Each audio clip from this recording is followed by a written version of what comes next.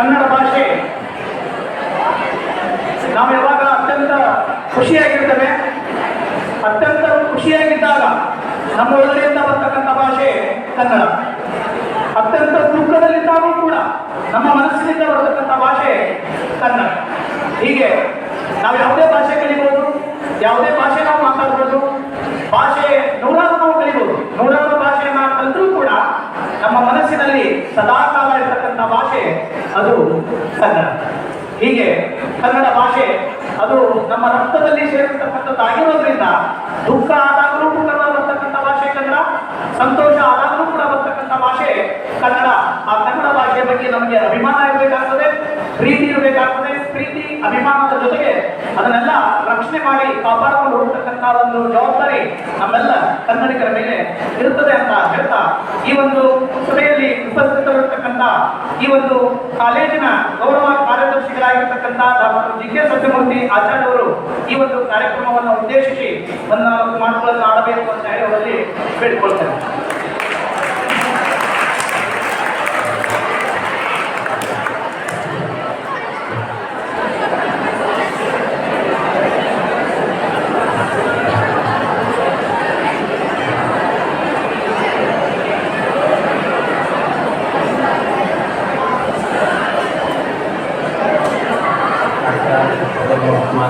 आचार्याणि च भारती देवो नारायण श्रीशः देवी मंगलदेवता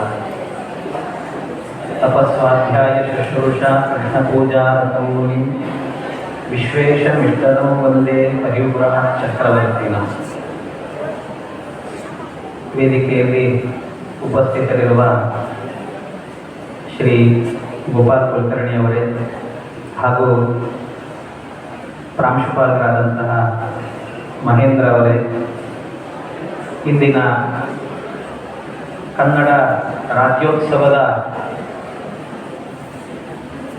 ಕನ್ನಡ ಭಾಷೆಯ ನಾಯಕರು ಅಂತಲೇ ನಮ್ಮ ಕಾಲೇಜಿನಲ್ಲಿ ಬಿಂಬಿಸಿಕೊಂಡಂಥ ಏಕನಾಥ್ ಜೋಶಿ ಅವರೇ ಹಾಗೂ ಗೀತಾ ಅವರೇ, ಎಲ್ಲ ನೆಚ್ಚಿನ ಅಧ್ಯಾಪಕ ಮಿತ್ರರೇ, ವಿದ್ಯಾರ್ಥಿನಿಯರು, ಈಗಾಗಲೇ ಕನ್ನಡದ ಬಗ್ಗೆ, ಅದರ ಇತಿಹಾಸದ ಬಗ್ಗೆ ತುಂಬ ವಿಸ್ತೃತವಾದಂಥ ಭಾಷಣವನ್ನು ಏಕನಾಥ್ ಜೋಶಿ ಸರ್ ಅವರು ಮಾಡಿದ್ದಾರೆ. ಜೊತೆಗೆ ಕನ್ನಡದಲ್ಲಿರುವ ಚಮತ್ಕಾರಗಳನ್ನು, ಆ ಭಾಷೆಯನ್ನು ಕೇಳಿದಾಗಲೇ ಬಗೆ ಬಗೆಯಾದಂಥ ಭಾಷೆ, ಅದರಲ್ಲಿರುವ ಏನು ಚಮತ್ಕಾರ ಅದನ್ನೆಲ್ಲ ಮಕ್ಕಳಿಗೆ ಹಾಸ್ಯದ ನಗೆಗಡಲಿನಲ್ಲಿ ಮುಳುಗಿಸಿ ಈಗಾಗಲೇ ಒಂದು 10 ನಿಮಿಷ ಉಪನ್ಯಾಸವನ್ನು ಮಾಡಿದ್ದಾರೆ ಗೀತಾ ಅವರು. ನನಗೆ ಹೇಳಲಿಕ್ಕೆ ಜಾಸ್ತಿ ಇಲ್ಲ. ಜೊತೆಗೆ ಈಗಾಗಲೇ ಸಮಯವೂ ಆಗ್ತಾ ಇದೆ. ಇವತ್ತು ಕನ್ನಡದ ರಾಜ್ಯೋತ್ಸವ. ಆದರೂ ಒಂದು ಮಾತು, ನಾನು ನನ್ನ ಸಾಮಾನ್ಯವಾಗಿ ನ್ಯಾಷನಲ್ ವಿಶ್ವದ ಭಾಷೆ ಅಂತ ಕರೆಯುವಂತಹದ್ದು ಆಂಗ್ಲ ಭಾಷೆಯನ್ನು. ಕೆಲವು ಒಪ್ಪದೇ ಇರಲಿ, ನಮ್ಮ ಭಾರತ ರಾಷ್ಟ್ರದ ಭಾಷೆ ಅಂತ ಕರೆಯುವುದು ಹಿಂದಿಯನ್ನು, ನಮ್ಮ ನಾಡಿನ ಭಾಷೆ ಅಂತ ಕರೆಯುವಂತಹದ್ದು ಕನ್ನಡವನ್ನು. ಆದರೆ ನನಗೆ ನನ್ನ ಭಾಷೆ ಅಂತ ಇರುವಂತಹದ್ದು ಸಂಸ್ಕೃತ. ಅದರಲ್ಲಿ ಒಂದು ನಾಣ್ಣುಡಿಯಂತೆ ಇರುವಂತಹದ್ದು ಬುಭುಕ್ಷಿತನ್ನ ಪ್ರತಿಭಾತಿ ಕಿಂಚಿತ್ ಅಂತ. ವಿದ್ಯಾರ್ಥಿಗಳಿಗೆ ಹಸಿವೆಯಲ್ಲಿ ಇಟ್ಟು ಹೊಟ್ಟೆಗೆ ಹಾಕದೇನೆ ನಿನಗೆ ಪಾಠ ಮಾಡುತ್ತೇನೆ ಅಂದರೆ, ಅಯ್ಯೋ ನೀನು ಬೇಡ, ನೀನು ಪಾಠವೂ ಬೇಡ, ಹೋಗಯ್ಯ ಅಂತ ಬೈಕ್ ಕಳಿಸ್ತಾರೆ. ಅದರಿಂದ ನಿಮ್ಮ ತಾಳ್ಮೆಯನ್ನು ಜಾಸ್ತಿ ಪರೀಕ್ಷೆ ಮಾಡಲ್ಲ. ಯಾಕೆಂದರೆ ಈಗಾಗಲೇ ಹೊಟ್ಟೆ ಕಾಯ್ತಾ ಇರುತ್ತೆ, ಹಸಿವಾಗ್ತಾ ಇರುತ್ತೆ. ಅದರಿಂದ ಹೆಚ್ಚು ತಾಳ್ಮೆಯನ್ನು ಪರೀಕ್ಷೆ ಮಾಡದೇನೆ 10-12 ನಿಮಿಷದಲ್ಲಿ ನನ್ನ ಮಾತನ್ನು ಮುಗಿಸ್ತೇನೆ. ಅದು ಬಹಳ ಆಗಲಿಲ್ಲ ಅಂತ ಅಂದ್ಕೊಂಡಿದ್ದೀನಿ. ಈ ಕನ್ನಡ ಭಾಷೆಯ ಸೊಬಗು ಏನು ಅಂದರೆ, ಬಹಳ ಹಿಂದಿನ ಭಾಷೆ. ಅದರ ಸೊಬಗುಗಳನ್ನು, ಅದರ ಸ್ವಾರಸ್ಯಗಳನ್ನು ನಿಮಗೆ ತೆರೆದಿಡುವ ಪ್ರಯತ್ನವನ್ನು ಮಾಡ್ತೀನಿ. ಕನ್ನಡ ಭಾಷೆಯಲ್ಲಿ ನಿಮಗೆ ನೋಡಿ, ಕೆಲವೊಮ್ಮೆ ಅಧ್ಯಾತ್ಮದ ಒಲವು ಮೂಡಬೇಕು ಅಂದರೂ ಕೂಡ ಕನ್ನಡದ ಭಾಷೆ ಬೇಕು. ಆ ಅಧ್ಯಾತ್ಮದ ಒಲವು ನಿಮಗೆ ಹೇಳಬೇಕು ಅಂದರೆ, ಕನಕದಾಸರ ಭಾಷೆಯಲ್ಲಿ ಇವರೆಲ್ಲ ಕನ್ನಡವನ್ನ, ಪ್ರಾಚೀನ ಕನ್ನಡಿಗರು ಇವರೆಲ್ಲರೂ ಕೂಡ.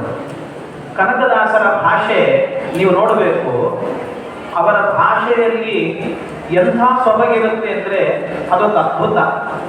ಕೆಲವೊಂದು ಅವರು ಅಧ್ಯಾತ್ಮವನ್ನು ಮಾತನಾಡಿದರು ಅಂದರೆ, ಹೌದಲ್ಲ, ನಾವು ಈ ಪ್ರಪಂಚದಲ್ಲಿರುವುದೇ ಅಶಾಶ್ವತ, ನಮ್ಮದ್ದು ಏನೂ ಇಲ್ಲ ಅಂತ ನಮಗೆ ಅನ್ನಿಸ್ಬೇಕು ಅನ್ಸುತ್ತೆ. ನಮಗೆ ಆ ಮನೋಭಾವ ಹುಟ್ಟಬೇಕು. ಅವರ ಶಬ್ದದ ಜಾಡು ಹಾಗೆ ತನ್ಮಯದಿಂದ ಹೇಳುವಂಥ ಸೊಬಗು ಕನಕದಾಸರದ್ದು.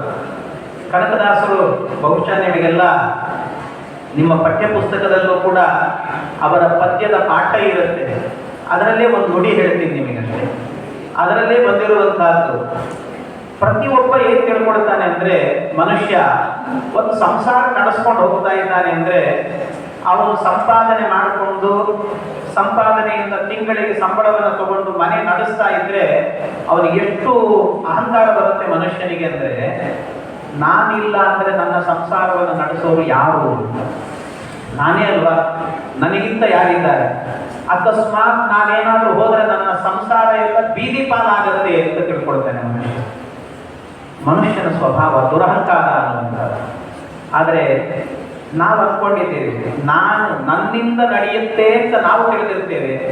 ನಾವು ಯಾರು ಇಲ್ಲದೆ ಇದ್ರೂ ಕೂಡ ಏನು ನಡಿಬೇಕು ಅದೆಲ್ಲ ನಡೀತಾ ಇರುತ್ತೆ. ಅದು ದೈವ ಚಿತ್ತ, ಹರಿಚಿತ್ತ, ಭಗವಂತನ ಇಚ್ಛೆಗೆ ಅನುಗುಣವಾಗಿ ಇದೆಲ್ಲವೂ ನಡೀತಾ ಹೋಗುತ್ತೆ. ನಾವು ಅಂದ್ಕೊಂಡಿದ್ದೇವೆ ನಮ್ಮ ಮನೆಯಲ್ಲಿ ಒಂದು ನಾಯಿನೋ ಅಥವಾ ಬೆಕ್ಕೋ ಸಾಕಿದ್ದೇವೆ, ನಾವು ನಿತ್ಯ ಆ ನಾಯಿಗೆ ಆ ಬಟ್ಟಲಿಗೆ ಗಂಜಿಯನ್ನು ಹಾಕಿದ್ರೆ ಅದು ತಿಂದು ಬದುಕುತ್ತೆ, ನಾವಿಲ್ಲ ಅಂದ್ರೆ ಅದಕ್ಕೆ ಬದುಕಿಲ್ಲ ಅಂತ ತಿಳ್ಕೊಳ್ತೀವಿ. ಒಂದು ಬೆಕ್ಕು, ಅದಕ್ಕೆ ನಾವು ಹಾಲು ಕೊಟ್ರೆ ಅದು ಬದುಕುತ್ತೆ, ಇಲ್ಲ ಅಂದ್ರೆ ಇಲ್ಲ ಅಂತ ತಿಳ್ಕೊಂಡ್ಬಿಡ್ತೇವೆ. ಆದ್ರೆ ನಾವು ಇರ್ಲಿ ಬಿಡ್ಲಿ ರಕ್ಷಣೆ ಮಾಡುವವನು ಭಗವಂತ ಇರ್ತಾನೆ ಅಂತ ಆ ಮಾತನ್ನು ಹೇಳುವಂತ ಕನಕದಾಸರ ನುಡಿ ಎಷ್ಟು ಸುಂದರ ಅಂತ ಹೇಳಿದರೆ, ಅವ್ರು ಹೇಳ್ತಾರೆ, ಅಡವಿಯೊಳಗಾಡುವ ಮೃಗ ಪಕ್ಷಿಗಳಿಗೆಲ್ಲ ಅಲ್ಲಲ್ಲಿ ಆಹಾರ ಇತವರು ಯಾರೋ, ಹಡೆದ ಜನನಿಯ ತೆರದಿ ಸ್ವಾಮಿ ಹೊಣೆ ನೀಡಾನಿ, ಬಿಡದೆ ರಕ್ಷಿಸುವನು ಇದಕ್ಕೆ ಸಂಶಯವಿಲ್ಲ. ಭಗವಂತ ನಮ್ಮನ್ನ ಹುಟ್ಟಿಸಿರ್ತಾನಂತೆ, ಹಡೆದ ಜನನಿಯ ತೆರದಿ, ನಮ್ಮನ್ನ ಹೆತ್ತ ತಾಯಿ ಮಗು ಹೆಗ್ಗಣವಾಗಿದ್ದರೂ ಕೂಡ ನಾನು ಹೆತ್ತ ಮಗು ಇದು ಅಂತ ಹೇಗೆ ಸಂರಕ್ಷಣೆಯನ್ನು ಮಾಡುತ್ತಾಳೋ ಹಾಗೆ ಅಲ್ಲಲ್ಲೇ ಇರುವಂತ ಜೀವರಾಶಿಗಳಿಗೆ ಭಗವಂತ ಒಂದು ಆಹಾರ ಕೊಟ್ಟಿರ್ತಾನೆ. ಅಡವಿಯೊಳಗಾಡುವ ಮೃಗ ಪಕ್ಷಿಗಳಿಗೆಲ್ಲ ಅಲ್ಲಲ್ಲಿ ಆಹಾರ ಇತ್ತವರು ಯಾರು? ಅಲ್ಲಲ್ಲಿ ಆಹಾರ ಕೊಟ್ಟದ್ದು ಯಾರು? ನಾವು ಹೋಗಿ ಕೊಡ್ತಾ ಇದ್ದೀವ? ಇಲ್ಲ. ಆದರೂ ಅವುಗಳು ಬೆಳೀತಾ ಇದ್ದಾವೆ ಅಂದರೆ ದೇವರು ಕಾಲ ಕಾಲಕ್ಕೆ ಆಹಾರವನ್ನು ಕೊಡುವಂಥವನಿದ್ದಾನೆ ಅಂತ ಅವರು ಹೇಳುವ ಆ ಅಧ್ಯಾತ್ಮದ ಭಾವ ತುಂಬುವಂಥ ನುಡಿಗಳಿದ್ದಾವಲ್ವ, ಕೇಳ್ತಾ ಇದ್ರೆ ಒಬ್ಬ ನಾನೊಬ್ಬ ವೈರಾಗ್ಯಶಾಲಿ ಆಗಬೇಕು ಅಂತ ಅನಿಸುತ್ತೆ, ಎಲ್ಲವೂ ಬೇಡ ಅಂತ ಅನಿಸುತ್ತೆ. ಇದು ಕನ್ನಡ ಸಾಹಿತ್ಯದಲ್ಲಿ ಕೊಟ್ಟಂತ ವೈರಾಗ್ಯದ ರಸ. ಇದು ವೈರಾಗ್ಯದ ರಸ. ಇನ್ನೂ ಕೆಲವು ಕಡೆಯಲ್ಲಿ ತುತ್ತ ತುದಿಗೆ ಹೋಗಿ ಮಾತನಾಡುತ್ತಾರೆ ಕನಕದಾಸ. ಅವರು ಹೇಳುವಾಗ ನಮ್ಮ ಈ ದೇಹದಲ್ಲಿ ಒಂದು ಜೀವ ಇದೆ, ಈ ಜೀವ ಹೋಯಿತು ಅಂದ್ರೆ ಇದಕ್ಕೆ ಬಿಡಿಗಾಸಿನ ಬೆಲೆ ಇಲ್ಲ ಅಂತ. ಎಷ್ಟರ ಮಟ್ಟಿಗೆ ಅಂದ್ರೆ ದೇಹದಲ್ಲಿ ಜೀವ ಹೊರಗೋಯಿತು ಅಂದ್ರೆ ಈ ದೇಹವನ್ನು ಮನೆಯಲ್ಲಿ ಇಟ್ಕೊಳ್ಳಲ್ಲ, ಬೇಗ ಅದನ್ನು ಸ್ಮಶಾನಕ್ಕೆ ಸಾಗಿಸಿ ಅಂತ ಹೇಳ್ತಾರೆ, ಒಂದು ಸುಡ್ರಿ ಅಥವಾ ಮಣ್ಣಿಗೆ ಹಾಕ್ರಿ ಅಂತ ಹೇಳ್ತಾರೆ. ಅಕಸ್ಮಾತ್ ಮನೆಯಲ್ಲಿ ಈಗೆಲ್ಲ ಸಿಟಿಗಳಲ್ಲಿ ಕಾರ್ಪೊರೇಷನ್ ಅವರು ಬಂದು ಕಸ ತಗೊಂಡು ಹೋಗ್ತಾರೆ. ಕಾರ್ಪೊರೇಷನ್ ಅವರು 4 ದಿವಸ ಸ್ಟ್ರೈಕ್ ಮಾಡಿ ಮನೆಗೆ ಬರಲ್ಲ ನಾವು ಅಂತ ಕಸ ತಗೊಳಕ್ ಹೋಗಲ್ಲ ಅಂತ ಕೂತ್ರೆ, ಒಳಗೆ ಹೋದ ಕಸ ವಾಸನೆ ಬಂದರೂ ಕೂಡ ಮನೆಯಲ್ಲಿ 4 ದಿವಸ ಇಟ್ಕೊಂಡು ಕೊಡ್ತೀವಿ, ಯಾಕೆಂದ್ರೆ ಹೊರಗಡೆ ಹಾಕಿದ್ರೆ ಇನ್ನೊಬ್ಬ ಗಲಾಟೆ ಮಾಡ್ಲಿಕ್ಕೆ ಬರ್ತಾನೆ ಅಂತ. ಆದ್ರೆ ಈ ದೇಹದಲ್ಲಿ ಜೀವ ಹೋಯ್ತು ಅಂದ್ರೆ 4 ದಿವಸ ಅಲ್ಲ, 1 ದಿವಸ ಇಟ್ಕೊಳ್ಳೋದಿಲ್ಲಂತೆ ಈ ದೇಹವನ್ನು ಸರಿಯಾಗಿ. ಯಾರೋ ದೂರದಿಂದ ಬರಬೇಕು ಅಂದ್ರೆ ಅನಿವಾರ್ಯವಾಗಿ ಇಟ್ಕೊಳ್ತಾರೆ, ಇದು ಬಹಳ ದಿವಸ ಆಗಲ್ಲಪ್ಪ, ಬಹಳ ಹೊತ್ತಾಗ್ತಾ ಇದೆ, ಎಲ್ಲಿದೆಯಾ ಬೇಗ ಬಂದ್ಬಿಡು, ಇದನ್ನು ಕಳಿಸಿಬಿಡೋಣ ಅಂತಂತೆ. ಅದಕ್ಕೆ ಕನಕದಾಸ ಹೇಳುವಂತ ಮಾತು, ಅವರ ನುಡಿ ಎಷ್ಟು ಸುಂದರವಾದದ್ದು ಅಂದರೆ ಸುತ್ತ ಎಲ್ಲ ಕೂತ್ಕೊಂಡಿರ್ತಾರೆ. ಎಷ್ಟೊತ್ತು ಅಂತ ಕೇಳ್ತಾರೆ ಅಂತಿನ್ನು, ಬೇಗ ಕಳಿಸಿಗೆ ಹಣವನ್ನ. ಸುತ್ತಲೂ ಕೂತವರೆಲ್ಲ ಹೇಳೋರು. ಅವರು ಹೇಳುವಂಥ ಮಾತುಗಳು ಅದ್ಭುತ ಅಂದರೆ ಅದ್ಭುತ. ಆ ಕನಕದಾಸರ ಮಾತುಗಳು. ಅವರು ಸುತ್ತಲೇ ಕುಳ್ಳಿದ್ದ ಮಿತ್ರ ಬಾಂಧವರೆಲ್ಲ ಹೊತ್ತಾಯ್ತು ಹೊರಗೆ ಹಾಗೆನುವರು, ಹಿತ್ತಾದ ಕಸಕ್ಕಿಂತ ಅತ್ತತ್ತ ಈ ದೇಹ ಹೊತ್ತುಕೊಂಡೊಯ್ದು ಅಗ್ನಿಯೋಳು ಬಿಸುಟು ಬರು. ಯಾರು ಬರ್ತಾರೆ ಹೇಳಿ ಜೊತೆಗೆ? ಯಾರೂ ಬರೋದಿಲ್ಲ.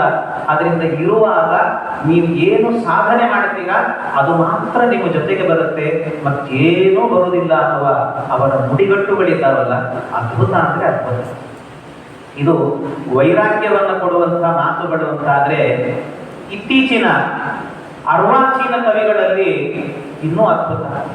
ನನಗೆ ತುಂಬ ಇಷ್ಟವಾದಂತಹ ಕವಿಗಳು ಅಂತ ಹೇಳಿದರೆ ನಮ್ಮ ನಾಡಿನ ಮತ್ತು ನಮ್ಮ ಪರಿಸರಕ್ಕೆ ಹತ್ತಿರವಾದಂತಹ ಬೇಂದ್ರೆಯವರು. ಬೇಂದ್ರೆಯವರ ಕವಿ ಇದೆಯಲ್ಲ, ಅವರ ಕವಿತ್ವ ಇದೆಯಲ್ವ, ಎಂಥ ಅದ್ಭುತ ಅಂದರೆ ಅವರ ಮಾತುಗಳೇ ಅದ್ಭುತ. ಅವರು ಮಾತಾಡಿದರೆ ಕಾವ್ಯ ಆಗ್ತಾ ಇತ್ತು, ಅಂಥ ಅದ್ಭುತವಾದಂಥ ಕವಿಗಳು ಅವರು. ಅವರು ಕನ್ನಡದಲ್ಲಿ ಒಂದು ಕಾವ್ಯ ಬರೆದಿದ್ದಾರೆ. ಅದರ ಹೆಸರೇನು ಅಂದರೆ ಮೇಘದೂತ. ಮೇಘದೂತ ಅಂತ ಒಂದು ಕಾವ್ಯ ಬರೆದಿದ್ದಾರೆ. ಆ ಮೇಘದೂತ ಕಾವ್ಯ ಎಷ್ಟು ಚೆನ್ನಾಗಿದೆ ಅಂದರೆ, ನೀವು ಏನಾಗಬೇಕು ಅಂದರೆ ಈ ಕಾವ್ಯ ಅರ್ಥ ಮಾಡ್ಕೊಳ್ಬೇಕು ಅಂದರೆ ನೀವೆಲ್ಲ ಏನಂತಾರಲ್ಲ, ಈ ಒಂದು ರೀತಿಯ ಸ್ವಲ್ಪ ದೊಡ್ಡ ವಯಸ್ಸಿಗೆ ಹೋಗಿ ರೋಮಿಯೋ ಜೂಲಿಯಟ್ ಆಗಬೇಕು. ಆ ಥರ ನಿಮ್ಮ ಮನೋಭಾವಗಳು ಅಂದರೆ ಒಬ್ಬ ಪರಸ್ಪರವಾಗಿ ಪ್ರೀತಿಸುವಂತಹ, ಒಂದು ಗಂಡು ಹೆಣ್ಣು ಪ್ರೀತಿಸುವಂತಹ ವಯಸ್ಸಿಗೆ ಹೋದಾಗ ಆ ಭಾವಗಳ ಅರ್ಥ ಆಗುತ್ತೆ. ಅದು ಎಷ್ಟು ಸುಂದರವಾದಂಥ ಕಾವ್ಯ ವಾಚನ ಅವರಲ್ಲಿ ಇದೆ ಅಂತ ಹೇಳಿದರೆ, ಒಬ್ಬ ಯಕ್ಷ ಇರ್ತಾನೆ, ಆದರೆ ಇಡೀ ಸಂದೇಶ ಮೇಘದೂತ ಅಂದರೆ ಏನು ಗೊತ್ತಾ? ಒಬ್ಬ ಯಕ್ಷ ಅಂದರೆ ಕನ್ನಡದಲ್ಲಿ ಏನು ಗೊತ್ತಾ, ಈ ಇಂಗ್ಲೀಷಲ್ಲಿ ಹೇಳ್ತಿರಲ್ಲ, ಆಂಗ್ಲ ಭಾಷೆಯಲ್ಲಿ XYZ ಅಂತ ಹೇಳ್ತಿದ್ರು, ಹಾಗೆ ಯಕ್ಷ ಅಂತ ಹೇಳ್ತಾರೆ. ಯಕ್ಷ ಅವನು ಯಾರೋ ಒಬ್ಬ ಇಂದ್ರನ ಶಾಪಕ್ಕೆ ತುತ್ತಾಗ್ತಾನೆ. ಯಾಕೆ ಅಂದರೆ ಇಂದ್ರ ಕರೆದಾಗ ಬರಲ್ಲ. ಅವನ ಹೆಂಡತಿ ಜೊತೆಗೆ ಏನೋ ಪ್ರೀತಿ ಸರಸ ಸಲ್ಲಾಪಗಳಲ್ಲಿರ್ತಾನೆ, ಬರಲಿಲ್ಲ ಅಂತ ಸಿಟ್ಟು ಬಂತು. ಸಿಟ್ಟಿನಿಂದ ಇಂದ್ರ ಶಾಪ ಹಾಕಿದ, ನಿನಗೂ ನಿನ್ನ ಹೆಂಡತಿಗೂ ಕೂಡ ಒಂದು 20 ವರ್ಷ ವಿಯೋಗ ಬರಲಿ ಎಂದು ಶಾಪ ಹಾಕಿದ. ಆಗ ಈ ಯಕ್ಷ ದೂರದಲ್ಲಿರ್ತಾನೆ, ಹೆಂಡತಿ ಇನ್ನೆಲ್ಲೋ ಇರ್ತಾನೆ. ಇವನಿಗೆ ತನ್ನ ಹೆಂಡತಿಯ ವಿರಹ ತಡಿಲಿಕ್ಕಾಗದೇನೆ ಅವನಿಗೆ ಹೇಳುವಂತಹ ಮಾತುಗಳು ಏನ್ ಮಾಡ್ತಾನೆ ಅಂದ್ರೆ, ನನ್ನ ಹೆಂಡತಿಗೆ ನಾನೊಂದು ಸಂದೇಶ ಕಳಿಸ್ಬೇಕು, ನಾನು ನನ್ನ ಹೆಂಡತಿಗೆ ಸಂದೇಶ ಕಳಿಸ್ಬೇಕು ಅನ್ನೋವಾಗ ಹೇಗೆ ಕಳಿಸ್ಬೇಕು? ಆ ಕಾಲದಲ್ಲಿ ಪೋಸ್ಟ್ ಇರಲಿಲ್ಲ, ಪೋಸ್ಟ್ ಡಬ್ಬಿ ಇರಲಿಲ್ಲ, ಈಗ ಬಂದಿರುವ ಇಮೇಲ್ಗಳು ವಾಟ್ಸಪ್ಗಳು ಇರಲಿಲ್ಲ. ಆದರೂ ಸಂದೇಶ ಕಳಿಸ್ಬೇಕು ಅಂತ ಅವನು ಮಾಡಿಕೊಂಡ ಕಲ್ಪನೆ ಏನು ಅಂದ್ರೆ, ಮೇಲೆ ಮೇಘ ಇರುತ್ತಲ್ಲ, ಮೋಡ, ಆ ಮೋಡವನ್ನು ನೋಡಿದ್ನಂತೆ ಒಂದ್ಸಲ.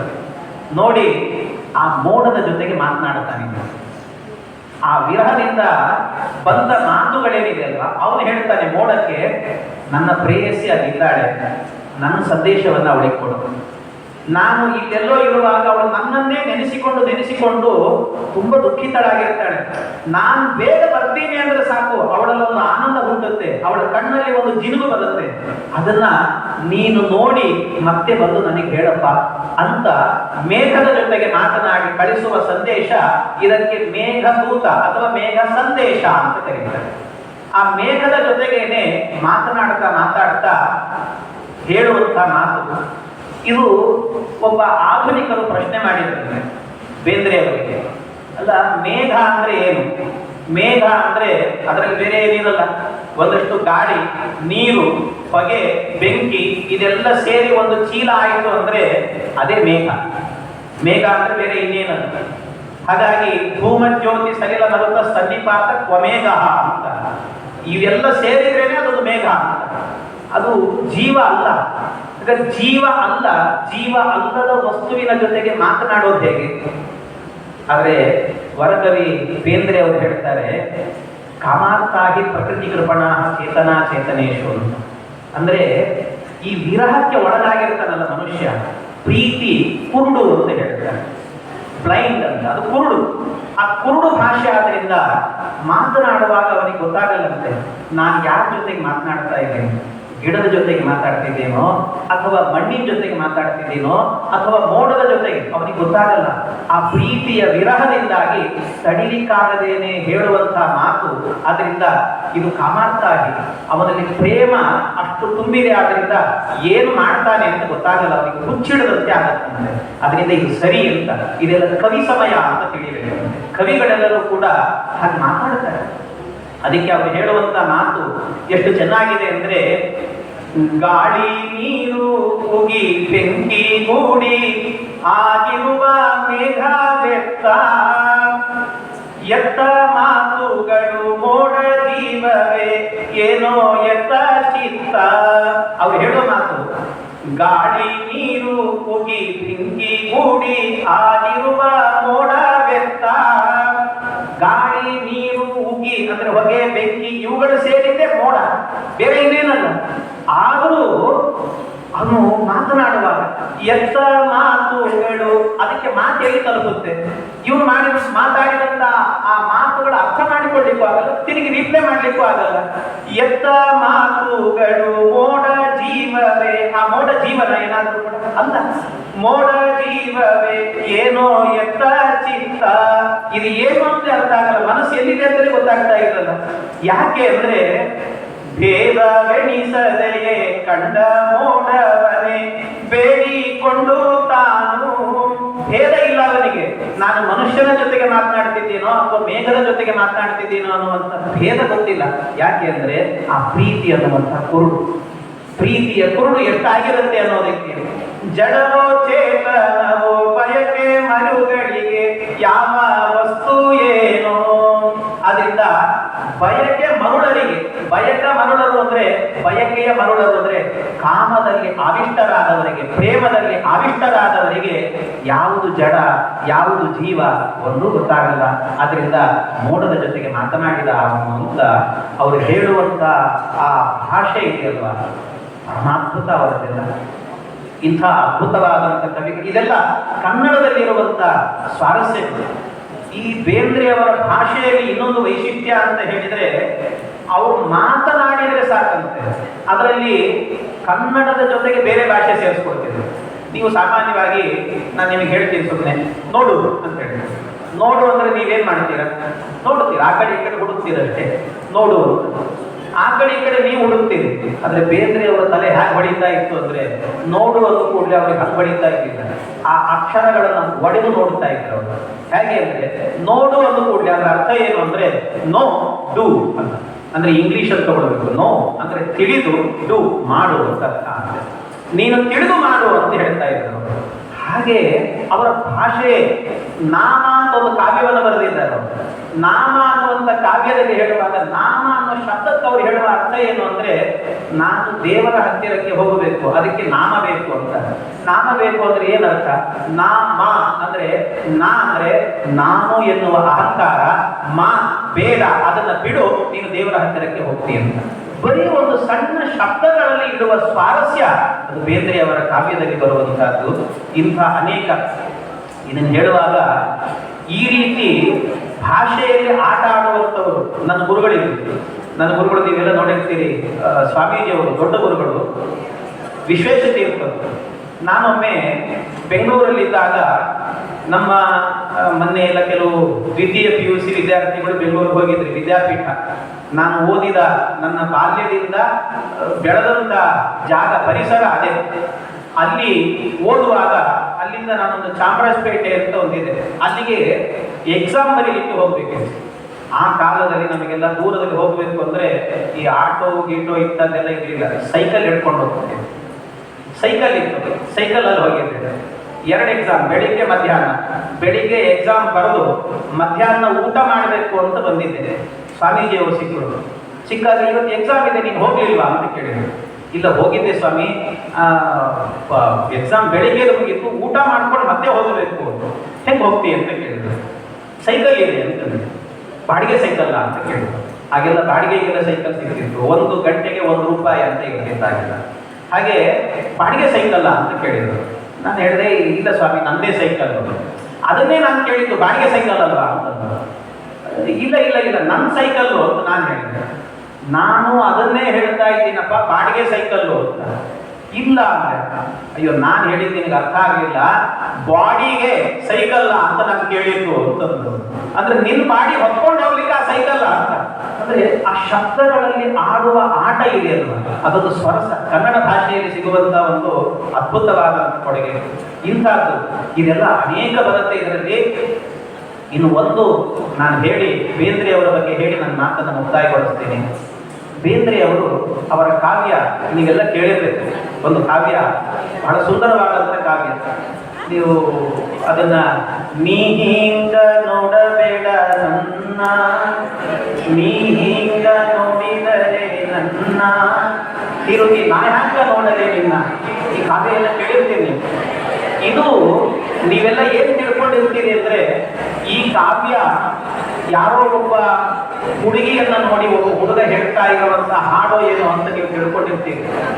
ಆದರೆ ನಿಜವಾಗಿಯೂ ಕೂಡ ಈ ಹಾಡನ್ನ ಹೇಳಿದ್ದು ಯಾವಾಗ ಗೊತ್ತಾವ?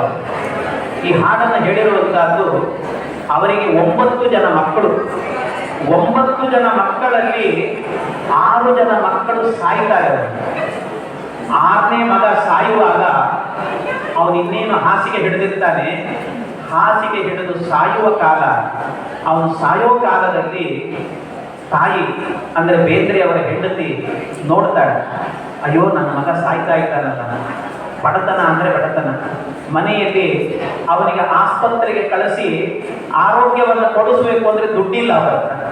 ಬೇರೆ ಶಾಲೆಗಳಲ್ಲಿ ಪಾಠ ಮಾಡಲಿಕ್ಕೆ ಹೋದರೆ ಪಾಠದಿಂದಾಗಿ ರಾಜಕೀಯದಿಂದ ಇವರನ್ನು ಹೊರಗೆ ಹಾಕ್ತಾರೆ. ಏನೂ ಇಲ್ಲದ ಸ್ಥಿತಿ ಅವರಿಗೆ. ಅಂಥ ಕಾಲದಲ್ಲಿ ಆ ಹೆಂಡತಿ ಅವರ ಮುಖವನ್ನು ನೋಡ್ತಾಳೆ, ಬೇಂದ್ರೆಯವರ ಮುಖವನ್ನು ನೋಡುವಾಗ ಮಗ ಸಾಯ್ತಾನೆ.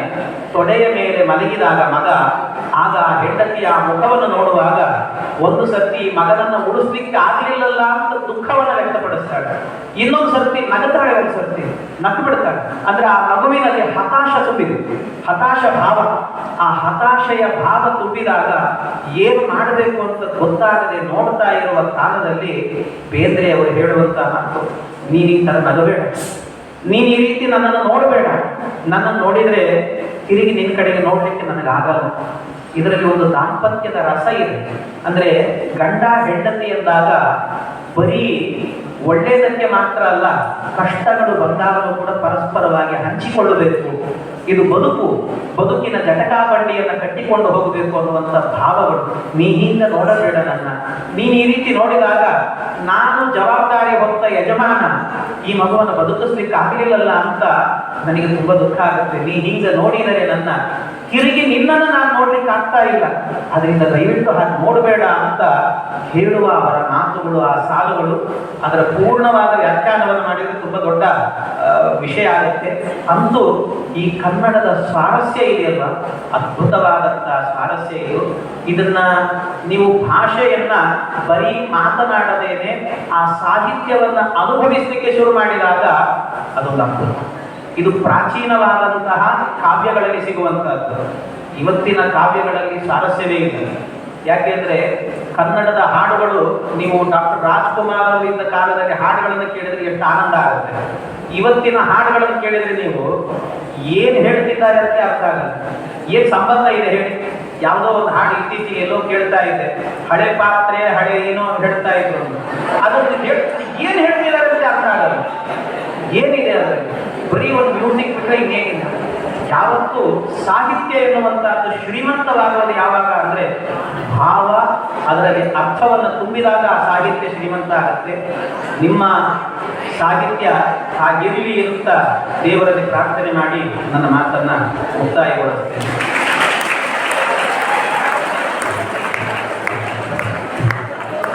ಮೇಘದೂತದಲ್ಲಿರತಕ್ಕಂಥ ಪ್ರೇಮ ಸಂದೇಶವನ್ನ ಕನ್ನಡ ಭಾಷೆಯ ಉತ್ಕೃಷ್ಟ ಶ್ರೀಮಂತಿಕೆಯ ಮೂಲಕ ತುಂಬನೇ ಸ್ಪಷ್ಟವಾಗಿ ನಮ್ಮೆಲ್ಲರಿಗೂ ತಿಳಿಸಿಕೊಡುತ್ತಾ ಮತ್ತು ದ ರಾ ಬೇಂದ್ರೆ ಅವರ ಸಾಹಿತ್ಯ ಅಭಿರುಚಿ ಆ ಸಾಹಿತ್ಯ ಅಭಿರುಚಿಯ ಜೊತೆಗೆ ಕನ್ನಡ ಭಾಷೆಯನ್ನ ಕನ್ನಡಿಗರಿಗೆ ಪ್ರಸ್ತುತಪಡಿಸಿರ್ತಕ್ಕಂಥ ದ.ರಾ ಬೇಂದ್ರೆ ಅವರ ಭಾಷಾ ಕೌಶಲ್ಯದ ಬಗ್ಗೆ ತಿಳಿಸಿಕೊಟ್ಟಿರ್ತಕ್ಕಂಥ ಗೌರವ ಕಾರ್ಯದರ್ಶಿಗಳಾಗಿರ್ತಕ್ಕಂಥ ಡಾಕ್ಟರ್ ಜಿ.ಕೆ. ಸತ್ಯಮೂರ್ತಿ ಆಚಾರ್ಯ ಅವರಿಗೆ ಹೃತ್ಪೂರ್ವಕವಾಗಿರ್ತಕ್ಕಂಥ ಧನ್ಯವಾದಗಳನ್ನ ಸಲ್ಲಿಸುತ್ತಾ ನಾವು ಈ ಒಂದು ಕಾರ್ಯಕ್ರಮದ ಕೊನೆಯ ಹಂತವನ್ನ ತಲುಪಿದ್ದೇವೆ. ಇಲ್ಲಿವರೆಗೂ ನಾವೆಲ್ಲರೂ ಈ ಒಂದು ಕಾರ್ಯಕ್ರಮದಲ್ಲಿ 70ನೇ ವರ್ಷದ ಕನ್ನಡ ರಾಜ್ಯೋತ್ಸವವನ್ನ ಬಹಳ ವಿಜೃಂಭಣೆಯಿಂದ ಈ ಒಂದು ಕಾರ್ಯಕ್ರಮದಲ್ಲಿ ಕನ್ನಡದ ಭಾಷೆ, ಅದರ ಉಗಮ ಮತ್ತೆ ಅದರ ಶ್ರೀಮಂತಿಕೆ ಬಗ್ಗೆ ತಿಳ್ಕೊಂಡಿರ್ತಕ್ಕಂಥ ನಾವುಗಳು ಈ ಒಂದು ಕಾರ್ಯಕ್ರಮವನ್ನ ಸಮಾಪ್ತಿ ಮಾಡುವಂತ ಸಂದರ್ಭ. ಹಾಗಾಗಿ ವೇದಿಕೆ ಮೇಲೆ ಉಪಸ್ಥಿತರ್ತಕ್ಕಂಥ ಎಲ್ಲ ಗಣ್ಯಮಾನ್ಯರನ್ನ ಈ ಒಂದು ವೇದಿಕೆ ಪರವಾಗಿ ಮತ್ತು ಕಾಲೇಜಿನ ಪ್ರಾಂಶುಪಾಲರು, ವಿದ್ಯಾರ್ಥಿಗಳು ಮತ್ತೆ ಎಲ್ಲ ಉಪನ್ಯಾಸಕರ ಪರವಾಗಿ ಎಲ್ಲ ಅತಿಥಿ ಮತ್ತೆ ಉಪನ್ಯಾಸಕರಿಗೆ ಈ ಒಂದು ಕಾರ್ಯಕ್ರಮದ ಪರವಾಗಿ ಹೃತ್ಪೂರ್ವಕವಾಗಿರ್ತಕ್ಕಂಥ ಧನ್ಯವಾದಗಳನ್ನ ಸಲ್ಲಿಸುತ್ತೇನೆ. ಅದೇ ರೀತಿಯಾಗಿ ಈ ಒಂದು ಕಾಲೇಜಿನಲ್ಲಿರ್ತಕ್ಕಂಥ ಎಲ್ಲ ಉಪನ್ಯಾಸಕರು ಮತ್ತೆ ಸಿಬ್ಬಂದಿ ವರ್ಗದವರಿಗೂ ಕೂಡ ಈ ಒಂದು ಕಾರ್ಯಕ್ರಮದಲ್ಲಿ ಭಾಗವಹಿಸಿ ಈ ಒಂದು ಕಾರ್ಯಕ್ರಮವನ್ನ ಯಶಸ್ವಿಗೊಳಿಸಿದ್ದಕ್ಕೆ ಹೃತ್ಪೂರ್ವಕವಾಗಿರ್ತಕ್ಕಂಥ ಧನ್ಯವಾದಗಳು. ಅದೇ ರೀತಿಯಾಗಿ ಇಲ್ಲಿವರೆಗೂ ಈ ಒಂದು ಕಾರ್ಯಕ್ರಮದಲ್ಲಿ ಭಾಗವಹಿಸಿ ಈ ಒಂದು ಕಾರ್ಯಕ್ರಮವನ್ನ ಶಾಂತಚಿತ್ತದಿಂದ ಆಲಿಸಿ ಕಾರ್ಯಕ್ರಮವನ್ನ ಯಶಸ್ವಿಗೊಳಿಸಿರ್ತಕ್ಕಂಥ ಎಲ್ಲರನ್ನ ಮತ್ತು ವಿದ್ಯಾರ್ಥಿಗಳಿಗೂ ಕೂಡ ತುಂಬಾ ಧನ್ಯವಾದಗಳು. ಇಲ್ಲಿಗೆ ಈ ಕಾರ್ಯಕ್ರಮ ಮುಕ್ತಾಯಗೊಳ್ಳುತ್ತದೆ.